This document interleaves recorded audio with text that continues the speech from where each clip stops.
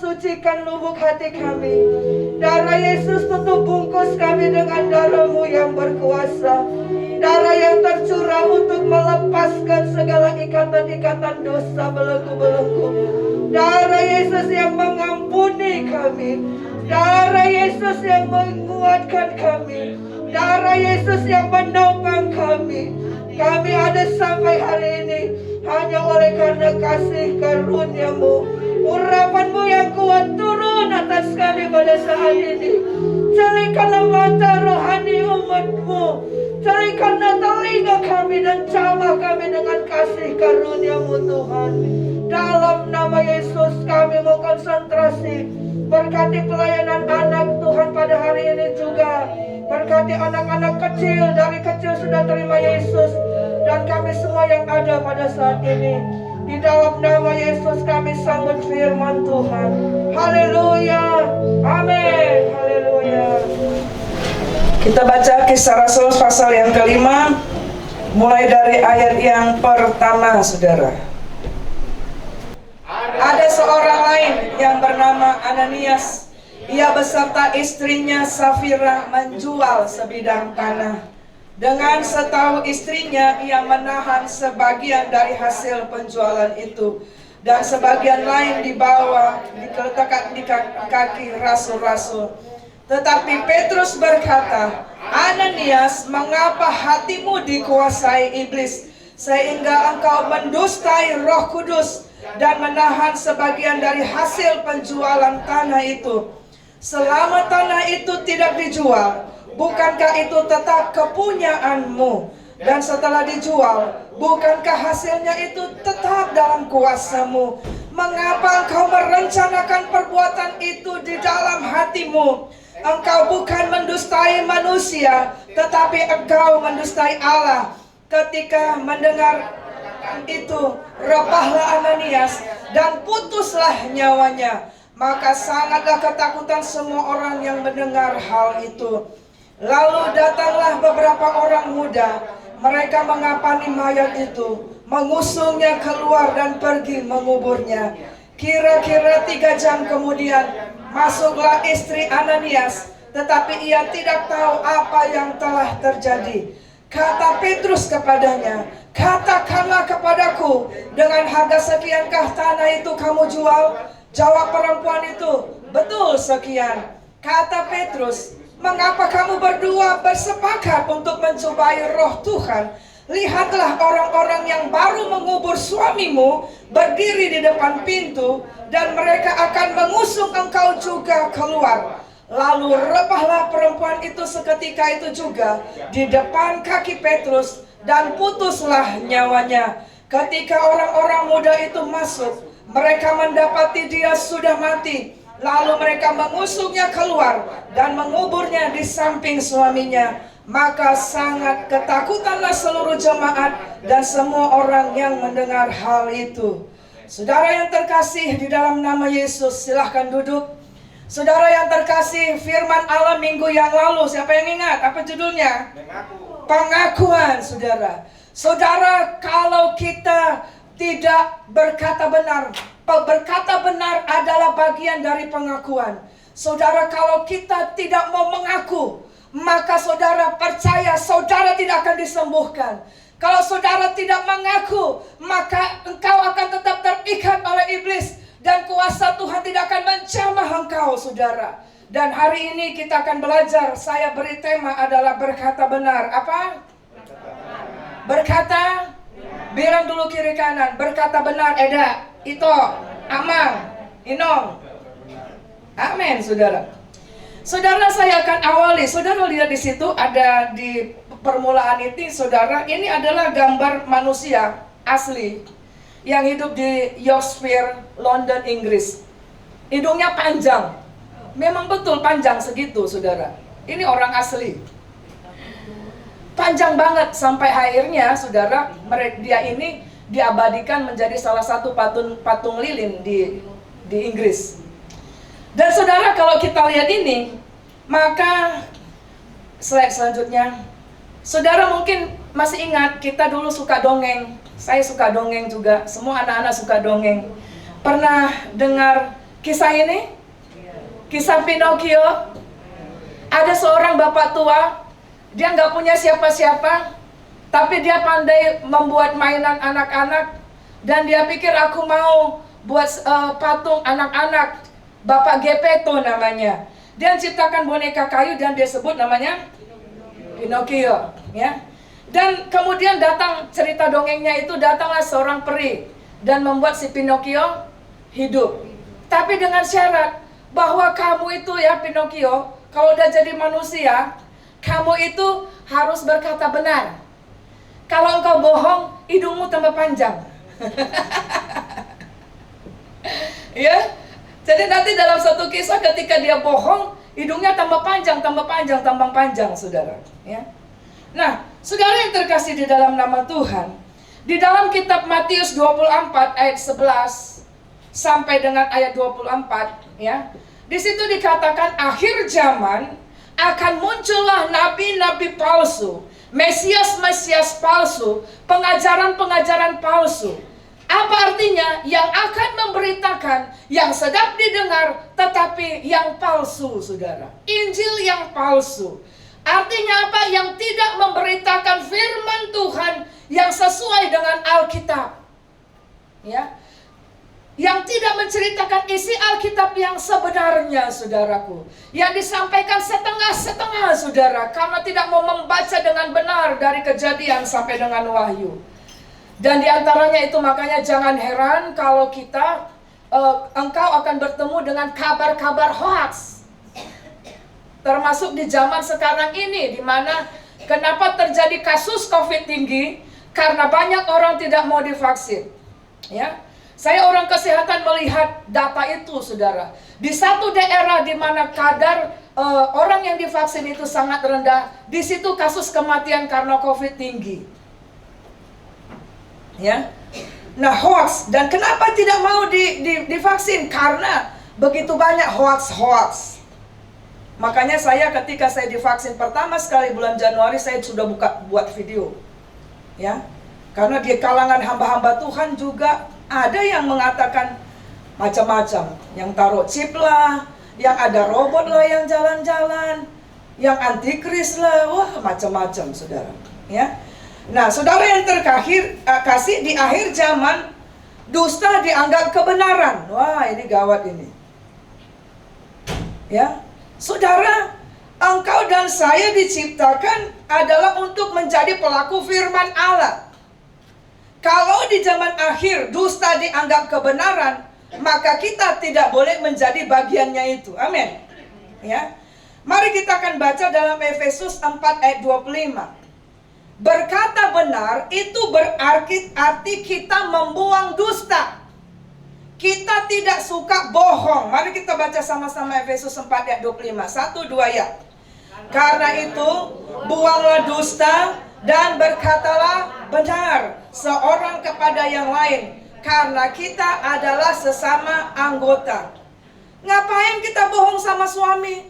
Ngapain bohong sama istri? Ngapain bohong sama orang tua? Bohong sama anak? Ngapain bohong sama gembalamu? Ngapain bohong sesama pelayan? Halo, kira-kira gitu. Ayat itu dikatakan sesama anggota, ya. Nah, selanjutnya saudara, berkata tidak benar artinya kita bohong. Itu aja saudara. Kalau engkau mulai berkata tidak benar, artinya kita sudah masuk dalam perkataan bohong. Dan akhirnya kita masuk kepada munafik. Dan biasanya orang itu akan memakai topeng. Tetapi saudara percayalah, suatu saat bohong yang bagaimana engkau simpan pasti akan terbongkar juga. Pasti akan diketahui juga. Ya. Nah, maka sebab itu Alkitab kita jelas mengatakan, buanglah dusta, berkatalah benar, saudara. Ya. Nah, saudara, selanjutnya saya sebutkan di sini, dusta itu adalah dosa yang disadari. Makanya ada ketika orang bohong ngomongnya gini, aku tahu bu, aku udah bohong tadi. Disadari apa enggak? Sadari. Itu dosa yang disadari. Ya. Tapi dianggap remeh. Maka ada yang menyebutkan dosa putih, dosa hitam. Di Alkitab tidak ada dosa putih, dosa hitam. Ada? Sebutkan dulu, di mana ayatnya? Dosa, ya dosa. Amin. Apa yang Tuhan bilang di firman Tuhan? Jangan engkau berkata dusta, buanglah dusta, lakukan. Demi kebaikan. Gak ada bohong demi kebaikan. Karena ketika engkau bohong satu kali, maka supaya engkau tidak ketahuan bohong yang pertama, engkau siapkan bohong yang untuk nutup yang kedua, engkau buat lagi bohong yang ketiga. Tidak pernah baik, saudara. Akhirnya pada satu titik, Roh Kudus kan ngomong terus. Engkau cemas, khawatir. Wah, nggak bisa lagi. Akhirnya ngomong benar. Nah, saudara yang terkasih, dusta adalah dosa yang disadari tapi dianggap remeh oleh kita dan sangat fatal. Karena kita belajar tadi dalam Kisah Rasul pasal 5, bahkan bisa memisahkan kita dari Allah. Dan dosa itu kita akan belajar pada hari ini sangat berbahaya, ya. Memang kalau bohong tidak ada yang tahu. Halo? Mulanya ketika engkau bohong tidak ada yang tahu. Yang tahu siapa? Kita dengan Tuhan, ya. Nah, si Muhammad Hatta di sini ngomong gini. Kurang cerdas dapat diperbaiki dengan belajar, ya kan? Orang bodoh kalau dia belajar jadi pintar itu, ya. Kurang cakap dapat dihilangkan dengan pengalaman. Misalnya kita kurang keterampilan, nanti pengalaman hidup akan mengajarkan kita. Namun dia katakan gini, tidak jujur itu sulit diperbaiki. Kalau orang suka bohong, waduh itu susah itu, saudara. Susah, ya. Kejujuran memang menyakitkan. Kan ada lagu itu ya, lagu siapa itu, Sen? Jujurlah padaku, lagu siapa itu? Bila kau tak lagi cinta, itu lagu anak muda. Siapa Sen lagunya, Sen? Ya. Atau si Betaria Sonata. Katakan sejujurnya. Kita rindu orang lain berkata jujur, berkata benar. Betul, saudara. Tapi kita nggak mau berkata benar sama orang lain. Nah, ya, memang menyakitkan, tapi tidak mematikan. Ya, mungkin karena engkau berkata benar, mungkin engkau harus mengalami konsekuensi. Tapi ingat, itu tidak akan mematikan. Tapi justru ketika engkau satu dalam peristiwa engkau milih berbohong, itu akan mematikan. Nah, gitu kira-kira, ya. Kebohongan memang menyenangkan, tetapi tidak menyembuhkan. Jadi ketika saudara ingin didoakan untuk kesembuhan, tapi engkau bohong, tidak mau terbuka kepada hamba Tuhan, menyingkapkan pengakuan dosamu, tidak akan sembuh. Sama seperti perempuan 12 tahun yang menjamah jubah Yesus. Tuhan berkata, siapa yang jamah jubahku ini? Aku tahu ada kuasa. Sampai dia berdiri dan menghadap Tuhan, akulah Tuhan. Maka dia bukan hanya jasmaninya, tapi rohnya, jiwanya, kehidupannya, masa lalunya dilepaskan. Ya, saudara. Nah, saudara, mari kita lihat kembali kepada Kisah Rasul 5 ini. Kisah Rasul 5 ini adalah berbicara Yesus sudah naik ke surga. Dan kita lihat di dalam Kisah Rasul pasal yang kedua, itu Roh Kudus dicurahkan. Sehingga umat Tuhan yang mengalami penganiayaan, mengalami gereja Tuhan yang mengalami diberikan kekuatan. Tetapi muncullah di Kisah Rasul 5 ini, di gereja yang mula-mula, ada kasus di mana pasangan suami istri, yaitu siapa tadi? Ananias dan Safira. Pada waktu itu gereja mula-mula mempunyai sifat kasih, saudara, ya. Di mana kalau ada orang yang dalam kesulitan, ini kumpul. Ya, kenapa dia bawa itu tanah dikasih ke gereja? Karena waktu itu kasihnya untuk menolong bagi orang lain. Nah, di sini Ananias dan Safira menjual sebidang tanah. Dan dia ingin memberikan itu ke rumah Tuhan. Baik nggak, saudara? Bagus nggak? Bagus. Tapi di tengah jalan, dia nggak jujur. Karena ketika ditanya hamba Tuhan itu, seginikah uang hasil penjualan tanah? Dia bilang apa? Iya, segitu. Dan pada waktu dia sebelum mati, Petrus berkata, bukankah waktu tanah itu belum dijual, itu milikmu? Waktu udah dijual, uangnya juga itu milikmu. Tapi apa yang salah, saudara? Bohong. Nggak berkata benar. Gereja juga tidak butuh itu. Tuhan juga nggak butuh uangmu. Ngerti ya, saudara ya? Bukan itu. Motivasinya memberi, bagus nggak? Bagus. Tapi itu yang dikatakan, kenapa kamu bersepakat, hai Safira, kepada suamimu? Nah, istrinya datang, nggak tahu bahwa suaminya baru dikubur. Ditanya lagi. Jadi Tuhan ketika menjatuhkan penghukuman, saudara, itu bukan tiba-tiba, tapi selalu diingatkan. Tapi kalau kita mengeraskan hati dan tetap kita katakan, apakah kamu ada begini, buat begini, nggak ada, ini nggak ada, nggak ngaku, saudara.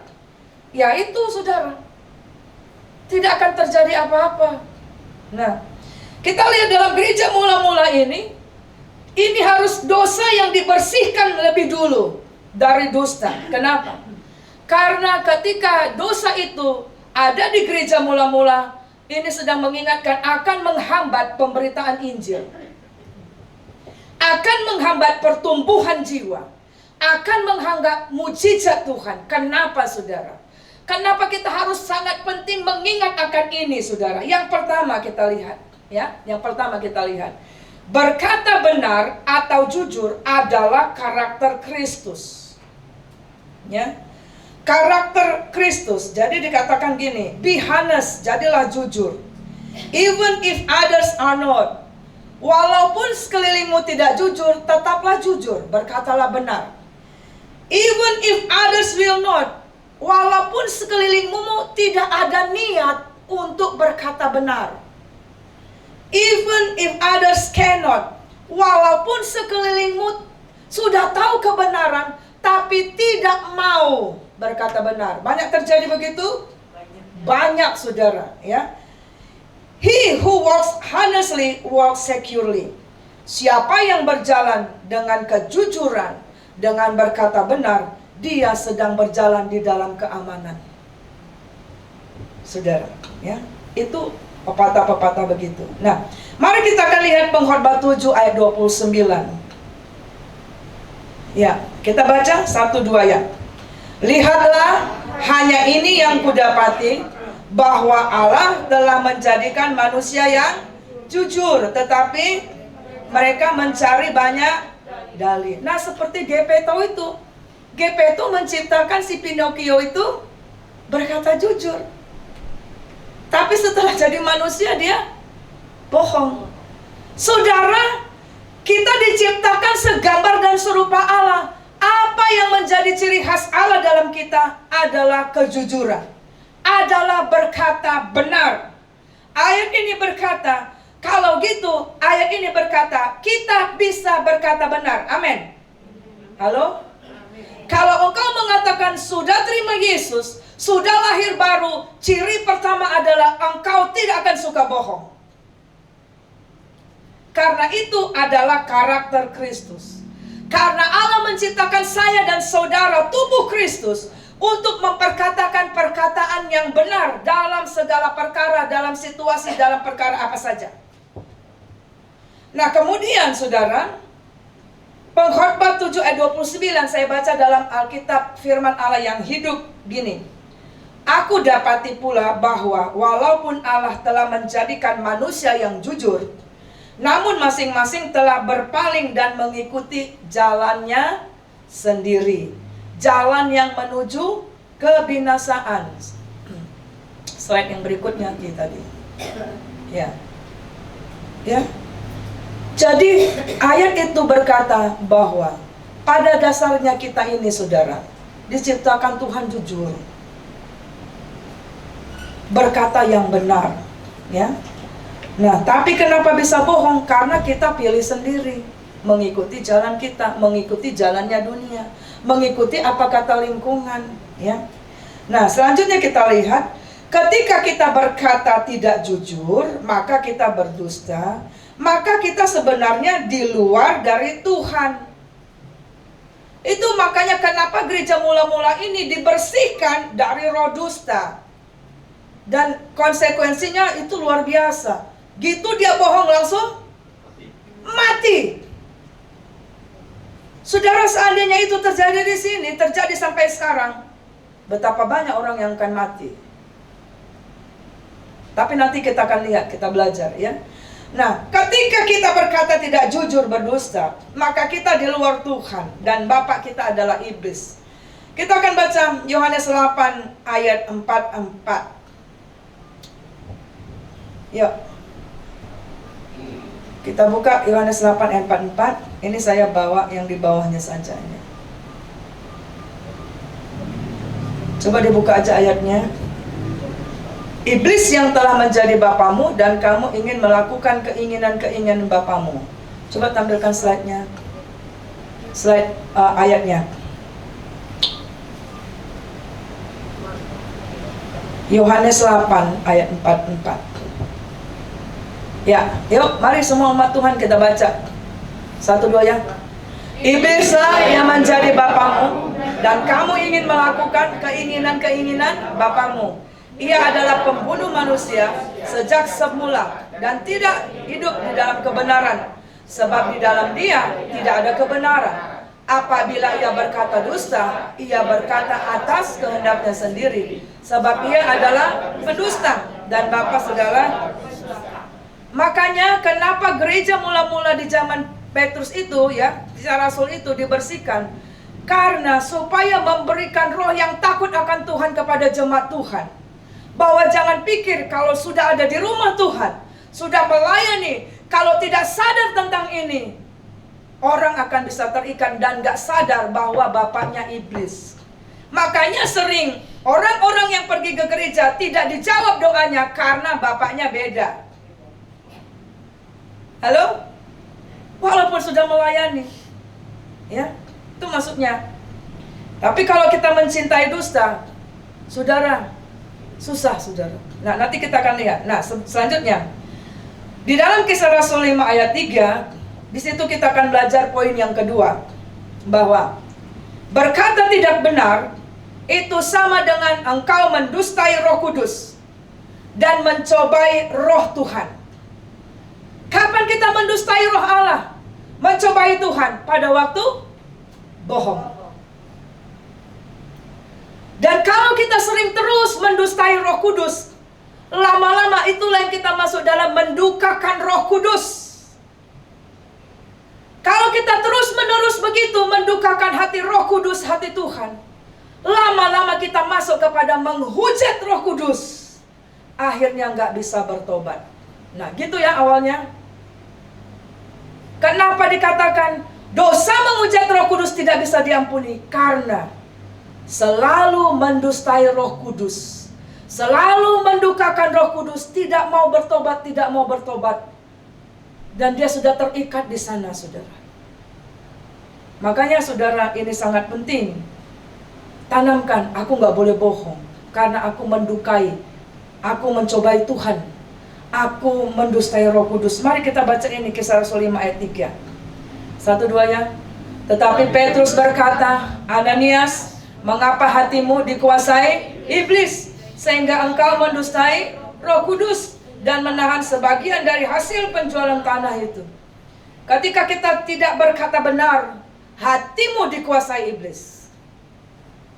Karena Yesus adalah kebenaran. Yesus, kau kebenaran yang menyelamatkanku. Tanpa kebenaran kita tidak bisa diselamatkan. Ya. Kisah Rasul 5 ayat 9a juga dia katakan kepada Safira, tadi kepada Ananias suaminya. Kata Petrus, mengapa kamu berdua bersepakat mencobai Roh Tuhan? Suami istri, orang tua anak, jangan bersepakat melakukan dosa. Amin. Kalau ada Bu Nando, Pak Alex, buka pintu. Bilang sama, bilang. Nggak ada mama di rumah, nggak ada bapak di rumah. Itu namanya bersepakat, Saudara nggak bisa dijumpai di rumah, saudara pergi jalan kemana, bisa jumpa nggak? Bisa. Amin, saudara. Hadapi pergumulan persoalan bersama dengan Tuhan. Berkata jujur. Kalau engkau sudah sempat terlibat tentang hal itu, bertobat, saudara. Ya. Nah, yang ketiga kita lihat di sini. Ini sangat penting. Ya. Berkaitan dengan ketok pintu tadi. Sama-sama kita baca ini. Hati-hati, mamon atau uang itu bisa mengubah seseorang yang jujur menjadi berkata tidak. Uang, mamon bisa mengubah karakter saudara yang karakter Kristus menjadi karakter iblis. Dengan bagaimana? Mulai berkata tidak benar. Mengubah motivasimu, mengubah motivasi pelayanan, mengubah motivasi ikut Yesus, mengubah motivasi apa, saudara? Apa saja. Makanya ayat firman Tuhan di Alkitab banyak sekali menceritakan tentang bagaimana kita disadarkan bahwa uang itu adalah kita bukan pemilik, kita pengelola, saudara. Yang harus kita pertanggungjawabkan di hadapan Tuhan. Amin, saudara. Kita lihat, ya. Ananias dan Safira, dia berkata jujur karena apa? Karena apa tadi dalam kasus itu? Tentang uang, penjualan tanah. Ya, kita lihat slide berikut. Lukas 16 ayat 10 sampai 11. Mari kita akan baca ini. Saya ambil satu ayat saja. Di Alkitab banyak sekali yang mengajarkan kita supaya kita bijak dalam pengelolaan uang. Kenapa? Ayat Alkitab berkata, kalau kita dikuasai oleh uang, maka kita tidak bisa ibadah kepada Tuhan. Itu, saudara. Ya. Jadi kalau saya lihat, kenapa saudara nggak diberkati? Mungkin saudara belum jujur untuk 5.000 yang Tuhan kasih kepadamu. Tapi kalau Tuhan sudah melihat engkau jujur dalam hal 5.000, akan dikasih 10.000, 100.000, 1 juta, segala macam. Tuhan bisa berkati? Bisa. Tapi apakah kita adalah orang-orang yang bisa dipercaya oleh Tuhan? Jangan-jangan berkat yang begitu banyak akan membuat kita justru meninggalkan Tuhan. Kita baca Lukas 16 ayat 10 sampai 11. Mari kita baca, yuk. Setia dalam perkara-perkara kecil, dia setia juga dalam perkara-perkara besar. Amin. Dan barang siapa tidak benar dalam perkara-perkara kecil, dia tidak benar juga dalam perkara-perkara besar. Amin.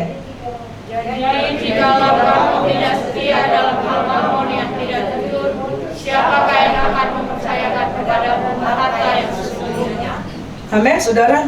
Ayat itu di dalam Lukas 16 ayat 10 dan 11 dikatakan, barang siapa yang setia dalam perkara yang kecil, maka dia akan diberikan perkara yang besar, saudara. Jika kamu tidak setia, maksudnya tidak jujur, tidak berkata benar dalam hal mamon yang tidak jujur, siapa yang akan mempercayakan kepadamu harta yang sesungguhnya? Tuhan itu rindu untuk melimpahkan kepada engkau dan saya berkat, tapi ternyata kita nggak jujur.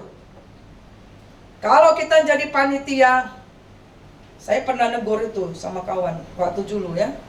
Dia bukan orang miskin, orang kaya.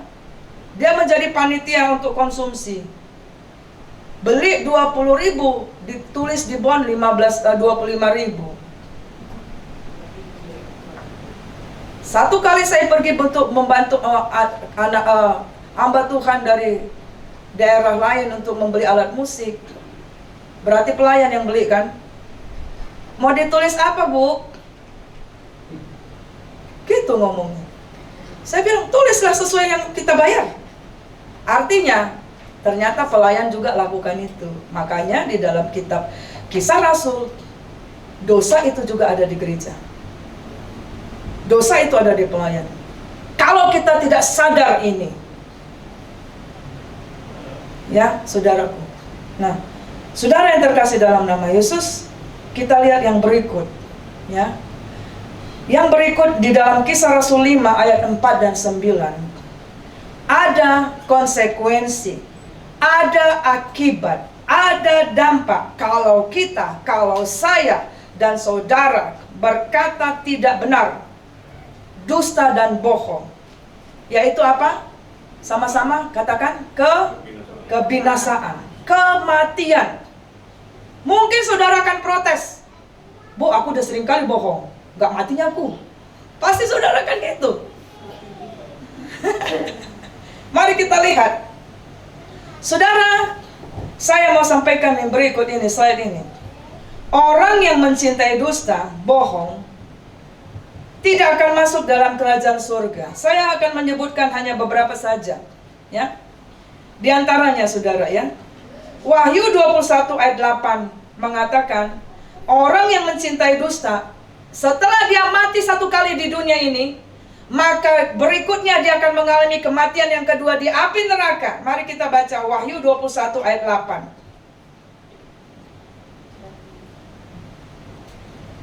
Yuk, kita baca sama-sama. 1, 2 ya.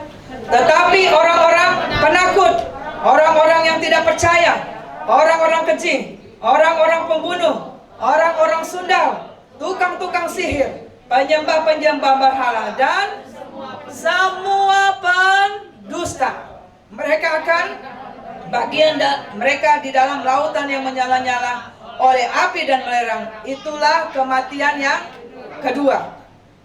Jadi karena dosa, saudara, kita akan masuk api neraka. Dalam Yakobus dikatakan lidah itu memang kecil, tapi digerakkan oleh api neraka. Yakobus berkata demikian. Itu makanya kenapa kita penuh dengan Roh Kudus dan perlu dibaptis oleh Roh Kudus, ditandai dengan berkata-kata di dalam bahasa baru, bahasa Roh Kudus, supaya lidah kita ini jangan bohong, berkata benar. Itu makanya tanda dibaptis oleh Roh Kudus, lidah ini, saudara, yang diubah pertama sekali.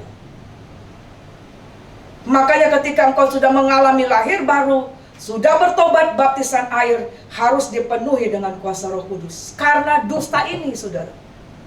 Ya.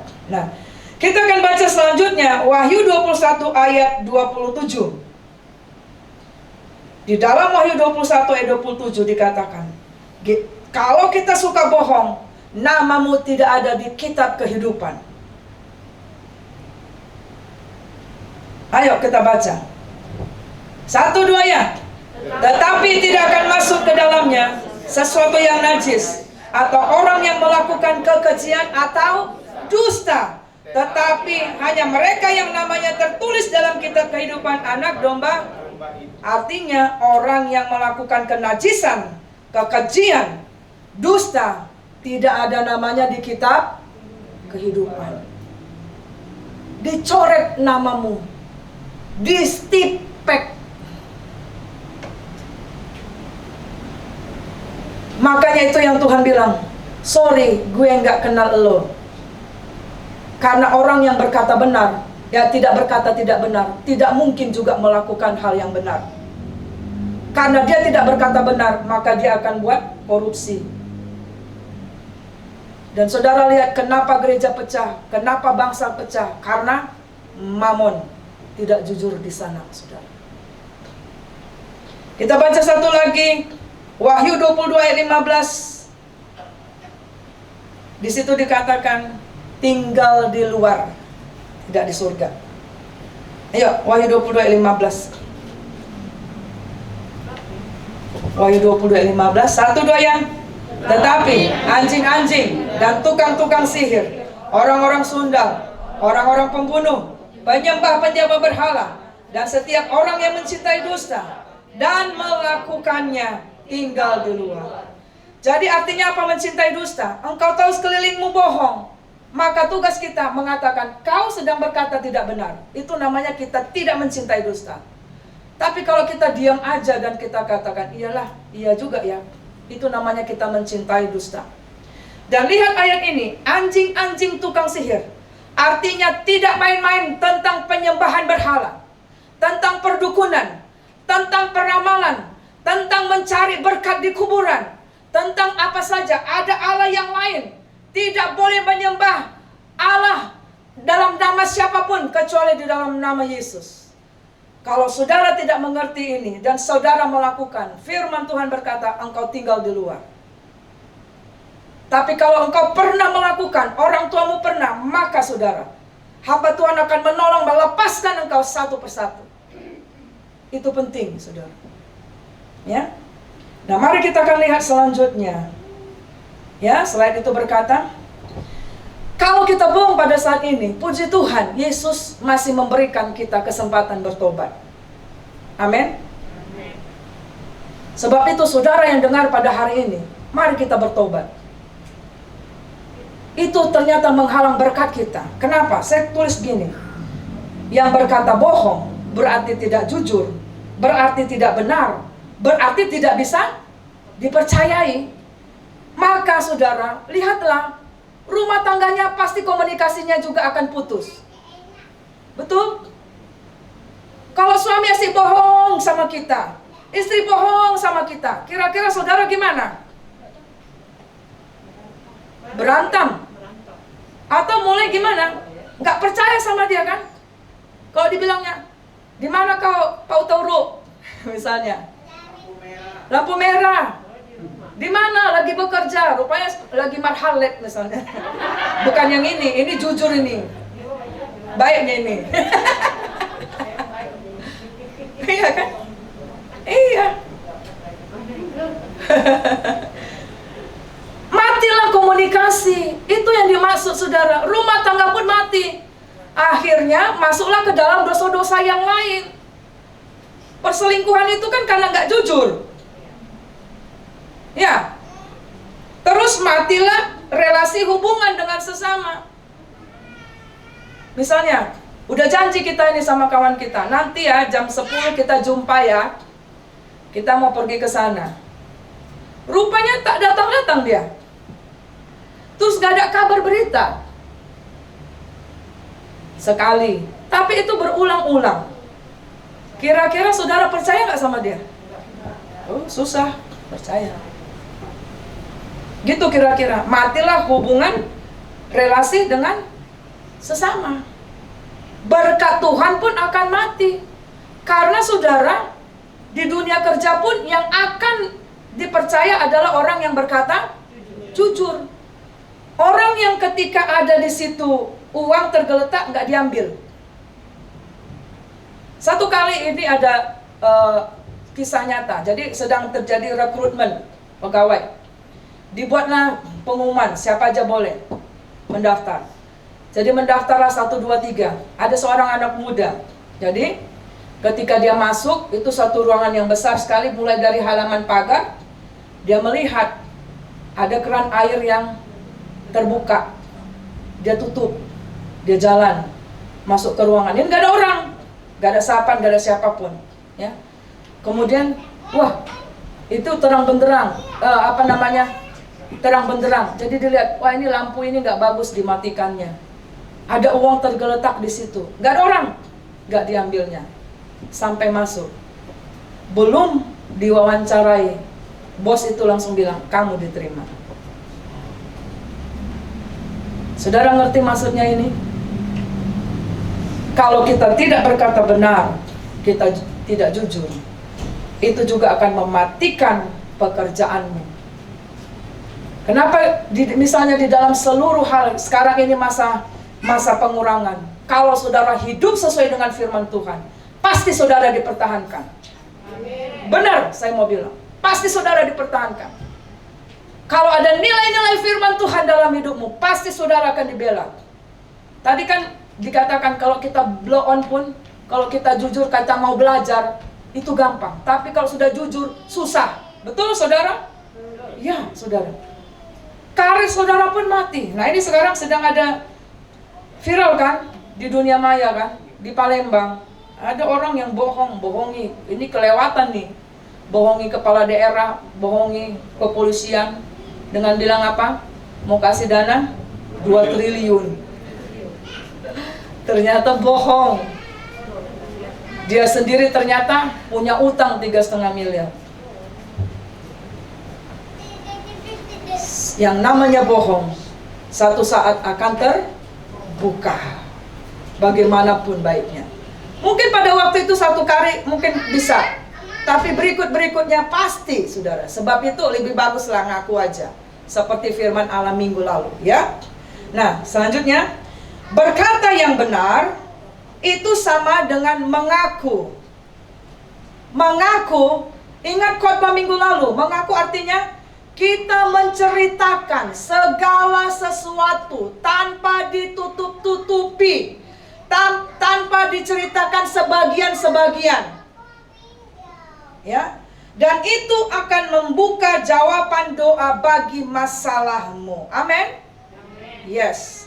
Nah, selanjutnya, kalau gitu, bagaimana saya, saudara, kita semua bisa lepas dari roh bohong, dari tidak berkata benar? Yang pertama, sama-sama akui dosa di hadapan Tuhan.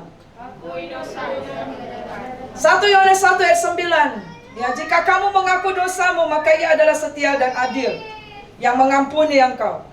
Akui, Tuhan ampuni aku. Ternyata Tuhan, hari ini aku dengar firman Tuhan, dosaku yang suka bohong, ini Tuhan ampuni aku.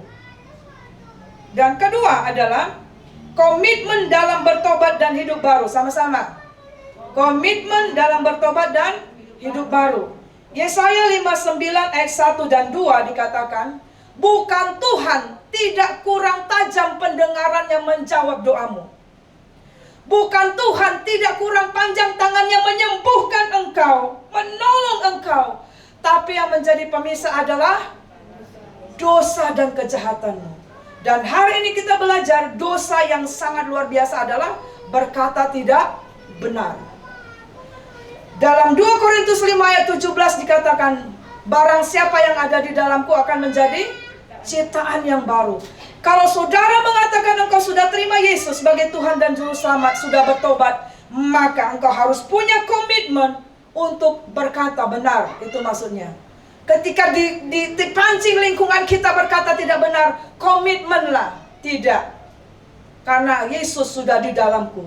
Aku sudah ditebus dengan darah Yesus. Ya. Baru yang terakhir adalah belajar dan berusaha untuk selalu berkata benar. Jadi berkata benar itu harus selalu belajar. Kita gumulkan. Minta hikmat daripada Tuhan. Yakobus 1 ayat 5 dikatakan, mintalah hikmat apabila engkau kekurangan hikmat, mintalah hikmat kepada Allah. Doa langsung ketika kejepit. Tuhan, ini aku harus ngomong apa ini Tuhan? Aku harus buat apa ini Tuhan? Tolong aku berkata benar. Pasti Tuhan akan tolong, menaruhkan di dalam bibir lidahmu. 1 Korintus 1 ayat 30 dan 1 Korintus 2 ayat 5. Di situ dikatakan, dan jadikanlah Allah menjadi hikmatmu. Jangan hikmat dunia. Karena dikatakan hikmat dunia berasal dari setan-setan. Ada ayatnya itu. Tapi 1 Korintus 1 ayat 30 dan 1 Korintus 2 ayat 5 dikatakan minta hikmat Tuhan. Ketika terdesak, terjepit, langsung doa, Tuhan Yesus tolong aku, berikan aku hikmat, jadilah engkau hikmat bagiku. Kenapa? Yesaya dikatakan apa? Namanya disebut penasehat ajaib. Yesaya 59 kan, saudara? Ayat 9. Mari kita bangkit berdiri. Mari kita punya komitmen. Mulai detik ini, saudara. Oke, tidak usah lihat yang belakang-belakang. Tapi hari ini, selagi kita masih hidup, mari punya komitmen untuk tinggalkan dosa ini. Tim boleh maju ke depan. Belajarlah berkata benar. Karena jangan-jangan itulah yang membuat kita nggak diberkati. Jangan-jangan itu yang membuat komunikasi suami istri menjadi buruk. Orang tua anak menjadi buruk. Menantu mertua menjadi buruk. Ya, membuat orang tidak punya belas kasihan. Engkau dipecat dari pekerjaan. Jangan-jangan karena ini, saudara. Yang kita anggap biasa-biasa aja. Tapi pada hari ini firman Tuhan kiranya mari kita akan menjadi pelaku firman Tuhan. Bisa dulu kiri kanan. Ayo berkata benar ya, saudaraku. Apakah bisa? Bisa. Karena Tuhan menciptakan tadi apa? Kita menjadi manusia? Iya, manusia jujur. Biar panjang umur kita. Oke? Panjang karirmu, panjang rumah tanggamu. Haleluya. Apapun pergumulan dan persoalanmu, mari terbuka kepada Tuhan. Akui di hadapan Tuhan. Berkatalah benar di hadapan Tuhan. Kembalilah kepada ciptaan yang baru.